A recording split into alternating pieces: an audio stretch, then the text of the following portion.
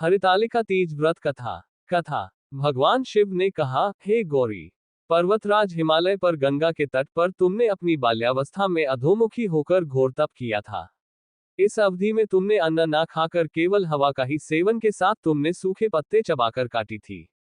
माघ की शीतलता में तुमने निरंतर जल में प्रवेश कर तप किया था। वैशाख की जला देने वाली गर्मी में पंचाग्नि से शरीर को तपाया। श्रावण की मूसलाधार वर्षा में खुले आसमान के नीचे बिना अन्न जल ग्रहण किए व्यतीत किया। तुम्हारी इस कष्टदायक तपस्या को देखकर तुम्हारे पिता बहुत दुखी और नाराज होते थे। तब एक दिन तुम्हारी तपस्या और पिता की नाराजगी को देखकर नारद जी तुम्हारे घर पधारे। तुम्हारे पिता द्वारा आने का कारण पूछने पर नारद जी बोले, हे गिरिराज, मैं भगवान विष्णु के भेजने पर यहाँ आया हूँ। आपकी कन्या की घोर तपस्या से प्रसन्न होकर वह उससे विवाह करना चाहते हैं। इस बारे में मैं आपकी राय जानना चाहता हूँ। नारद जी की बात सुनकर पर्वतराज अति प्रसन्नता के साथ बोले, श्रीमान, यदि स्वयं विष्णु जी मेरी कन्या का वरण करना चाहते हैं तो मुझे क्या आपत्ति हो सकती है। वे तो साक्षात ब्रह्म हैं।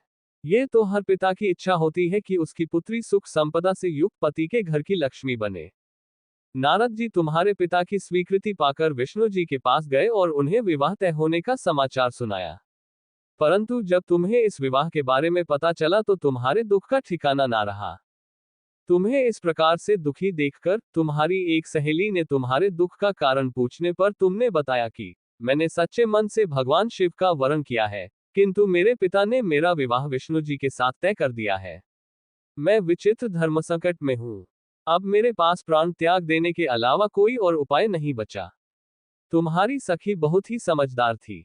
उसने कहा, प्राण छोड़ने का यहाँ कारण ही क्या है। संकट के समय धैर्य से काम लेना चाहिए। भारतीय नारी के जीवन की सार्थकता इसी में है कि जिसे मन से पति रूप में एक बार वरण कर लिया, जीवन पर्यंत उसी से निर्वाह करे। सच्ची आस्था और एकनिष्ठा के समक्ष तो भगवान भी असहाय हैं। मैं तुम्हें घनघोर वन में ले चलती हूँ जो साधना थल भी है और जहां तुम्हारे पिता तुम्हें खोज भी नहीं पाएंगे। मुझे पूर्ण विश्वास है कि ईश्वर अवश्य ही तुम्हारी सहायता करेंगे। तुमने ऐसा ही किया। तुम्हारे पिता तुम्हें घर में न पाकर बड़े चिंतित और दुखी हुए। वह सोचने लगे कि मैंने तो विष्णु जी से अपनी पुत्री का विवाह तय कर दिया है। यदि भगवान विष्णु बारात लेकर आ गए और कन्या घर पर नहीं मिली तो बहुत अपमान होगा। ऐसा विचार कर पर्वतराज ने चारों ओर तुम्हारी खोज शुरू करवा दी।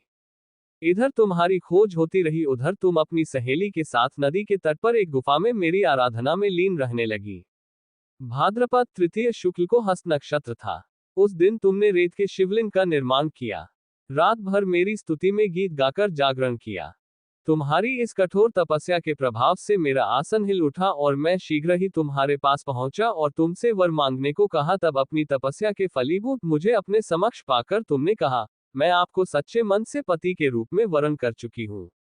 यदि आप सचमुच मेरी तपस्या से प्रसन्न होकर यहाँ पधारे हैं तो मुझे अपनी अर्धांगिनी के रूप में स्वीकार कर लीजिए। तब तथास्तु कहकर मैं कैलाश पर्वत पर लौट गया। प्रातः होते ही तुमने पूजा की समस्त सामग्री नदी में प्रवाहित करके अपनी सखी सहित व्रत का वरण किया। उसी समय गिरिराज अपने बंधु बांधवों के साथ तुम्हें खोजते हुए वहां पहुंचे। तुम्हारी दशा देखकर अत्यंत दुखी हुए और तुम्हारी इस कठोर तपस्या का कारण पूछा। तब तुमने कहा, पिताजी, मैंने अपने जीवन का अधिकांश वक्त कठोर तपस्या में बिताया है। मेरी इस तपस्या के केवल उद्देश्य महादेव जी को पति के रूप में प्राप्त करना था। आज मैं अपनी तपस्या की कसौटी पर खरी उतर चुकी हूँ। चूंकि आप मेरा विवाह विष्णु जी से करने का निश्चय कर चुके थे, इसलिए मैं अपने आराध्य की तलाश में घर से चली गई। अब मैं आपके साथ घर इसी शर्त पर चलूंगी कि आप मेरा विवाह महादेव जी के साथ ही करेंगे। पर्वतराज ने तुम्हारी इच्छा स्वीकार कर ली और तुम्हें घर वापस ले गए। कुछ समय बाद उन्होंने पूरे विधि विधान के साथ हमारा विवाह किया। भगवान शिव ने आगे कहा, हे पार्वती, भाद्रपद की शुक्ल तृतीया को तुमने मेरी आराधना करके जो व्रत किया था, उसी के परिणाम स्वरूप हम दोनों का विवाह संभव हो सका। इस व्रत का महत्व यह है कि मैं इस व्रत को पूर्ण निष्ठा से करने वाली प्रत्येक स्त्री को मन वांछित फल देता हूँ। भगवान शिव ने पार्वती जी से कहा कि इस व्रत को जो भी स्त्री पूर्ण श्रद्धा से करेगी उसे तुम्हारी तरह अचल सुहाग प्राप्त होगा।